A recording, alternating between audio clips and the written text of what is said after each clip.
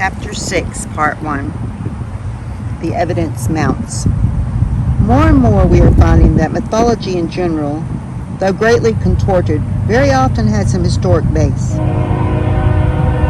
And the interesting thing is that one myth which occurs over and over again in many parts of the world is that somewhere a long time ago, supernatural beings had sexual intercourse with natural women and produced a special breed of people. Francis A. Schaeffer. Evidence for the existence of the Nephilim goes beyond the biblical record. The story of Lamech, found in the Genesis Apocryphon, relates how Lamech had been away from home on a long journey. When he finally came back, he discovered to his chagrin that his wife, Bat Enosh, had given birth to a baby boy in his absence.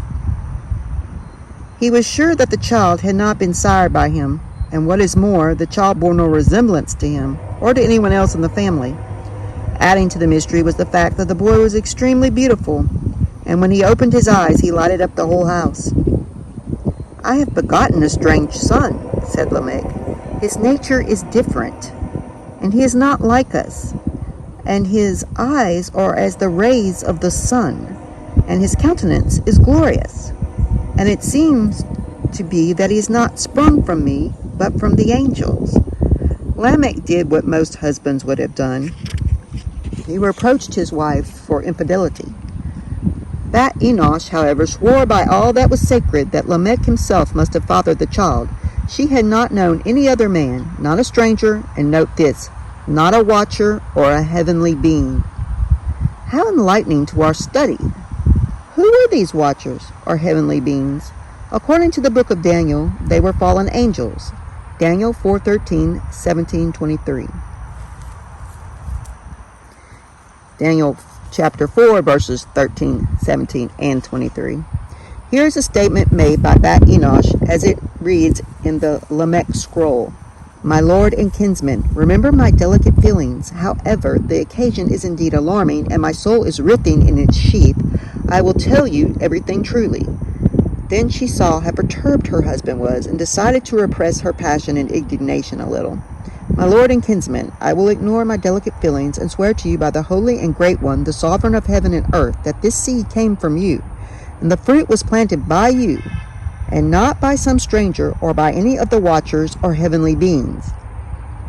Have done with this troubled and marred expression in this gloomy mood. I am telling you the truth." Lamech by this time must have begun to realize that the child born could have been conceived by one of these watchers or heavenly beings. If so, his child belonged to the Nephilim. Mystery of Noah's birth. Not completely sure as to what to believe, Lamech sought the advice of his father on the matter. Methuselah listened attentively, as Lamech revealed the strange story, then promised his son that he would seek the advice of his father, the wise and godly Enoch. Since the family's reputation was at stake, something had to be done. Enoch, whose name meant the intelligent or the learned, sensed the meaning of what had happened. He sent Methuselah home with the disturbing news that the earth would soon be visited by a terrible catastrophe and judgment. It was clear that corruption had taken place and the human race had been tainted. God would soon be moving in judgment and human flesh would perish. And as for this little boy, whose birth remained a mystery, he should be raised by Lamech and should be called Noah. What is more, little Noah had been specially chosen by God to survive this coming judgment and would be the progenitor of the new inhabitants of planet Earth. Despite the mystery surrounding his birth, Noah could not be one of the Nephilim, as well as see in later chapter. There is no doubt, however, that the unusual circumstances of his birth convinced Enoch, Methuselah, Lamech, and Bat Enosh that strange things were happening on the earth. The Genesis Apocryphon is not the only extra-biblical documentation. Numerous other documents indicate the existence of the Nephilim. I do not place these documents on par with Scripture. Nevertheless, they seem to corroborate Scripture. My sole purpose for introducing them is simply to state they exist, and that they share common features with the Scriptures. My task is similar to that of Montague. Gentlemen, all I have done is make a bouquet of flowers from flowers already picked, adding nothing but the string to tie them together. An ancient bestseller. One such document is the Book of Enoch. This is a composite volume, and although not known in Europe until the 18th century, it was a veritable bestseller in the days of Christ. In the centuries immediately preceding and following the coming of Christ, this book was widely read and discussed, and its impact was tremendous. Without question, it is the most notable apocalyptical work outside the canonical scriptures. R.H.C. Charles, an outstanding authority in this field, tells us that the influence of one Enoch on the New Testament has been greater than that of all the other apocryphal and pseudo-typographical books put together. For one thing, the Book of Enoch gave to the world the concept of pre-existent Messiah, and by so doing prepared the way for Christian doctrine. It was from this same book that the Manual of Discipline, found at Qumran, received its solar calendar. What is more, this book became so influential that it became an exemplar and a catalyst for the burgeoning apocalyptic literature of the time. Indeed, it can be claimed that the Book of Enoch was one of the most important apocalyptic books ever written. Tertullian and some of the other church fathers considered it of such import that they included it as part of the sacred canon of Scripture. Jude 14 is a direct quote from Enoch 1:9, 5:4, and 27:2. There is also in the Book of Enoch a doctrine that one finds nowhere else. Other authors tell us that each nation has its Tsar or Parton, and that of Israel was Michael, or sometimes God himself. However, in the Book of Enoch, we are told that God was Israel's shepherd till the last years of the kingdom of Judah. Then in disgust, he turned them over not to their own guardian, but to the Saram of the Gentiles. An amazing book. Such a doctrine prefigures and predicts the time of the Gentiles, mentioned in the Bible. Yet of all mysteries, this book remained neglected for more than 1800 years, and continues to remain neglected and even shunned in the 20th century. But in today's, my insert here, 21st century, it has become rather a subject of study. Enoch. Who was this Enoch, whose name is attached to this book?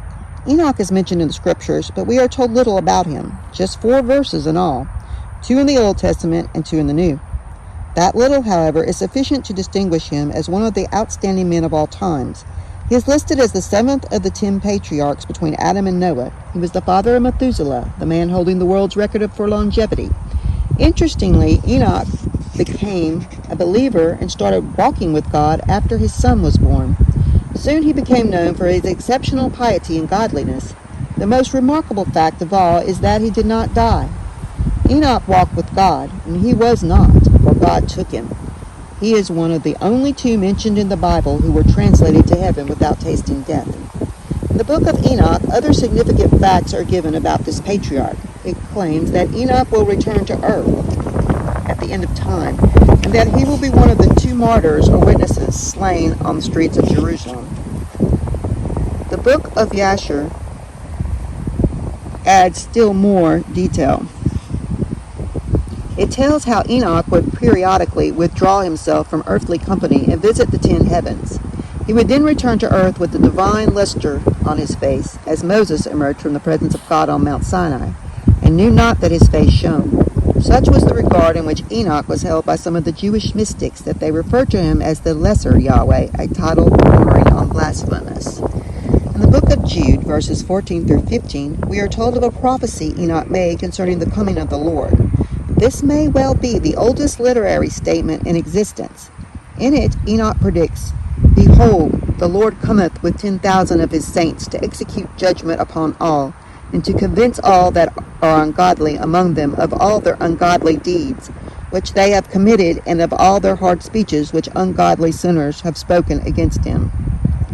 It is obvious that Jude had access to the book of Enoch, and he did not hesitate to quote from it.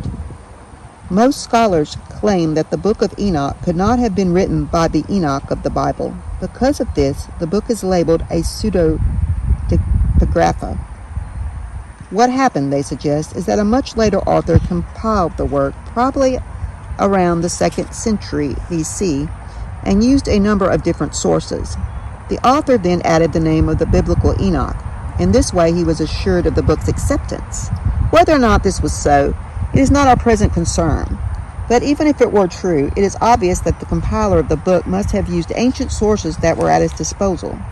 He was not so much the author as the compiler or redactor of the book, What could be more honest, more modest than for a compiler to attach to his book not his own name, but that of his oldest source? And who was older than Enoch? An ancient astronaut. Enoch obviously had access to knowledge and information completely beyond the reach of a mortal man at that stage in man's development. Some of this knowledge couches in terminology that is allegorical and symbolical, and its meaning frequently escapes us. However, beneath the abstruse verbal descriptions, there is some amazing data. The fact that is conveyed in imaginative and allegorical terminology should not be allowed to detract from its basic accuracy. The important question in considering the book of Enoch is whether it contains any reference to the strange and bizarre event recorded in Genesis 6. Does it have anything to say about the sons of God and the daughters of men coming together in sexual union? Yes, it does, many times. It contributes a number of details not found in the Genesis record, but none of these facts contradict in any way what is told us in Genesis. Instead, they elaborate on the facts already given. What then is this additional information? One item of interest is Enoch's account of a visit to the fifth heaven, where he saw giants with their faces withered and the silence of their mouth perpetual. Enoch calls them Grigori, or fallen angels, who broke their vows, married the daughters of men, and befouled the earth with their deeds. He also mentions that giants were born and marvelous big men and enmity, the Watchers. Significantly, the book of Enoch, like the Genesis Apocrypha, refers to these sons of God as watchers, a term, as already noted, found in the book of Daniel. While this particular word should be used, we are not told, possibly because part of their function was to keep vigil. R.H.C. Charles, who translates the word watchers as the angels, the children of heaven, obviously believed they refer to one and the same beings. The book of Enoch alleges that 200 of these watchers descended to earth in the days of Jared, Genesis 5:18, and some of them are given names. The worst one of all was called Azazel. The name occurs in the other Jewish documents like the Apocalypse of Abraham. Azazel is accused of having scattered over the earth the secrets of heaven and hath rebelled against the Mighty One. His name is also found in ancient Jewish ritual concerning the Day of Atonement.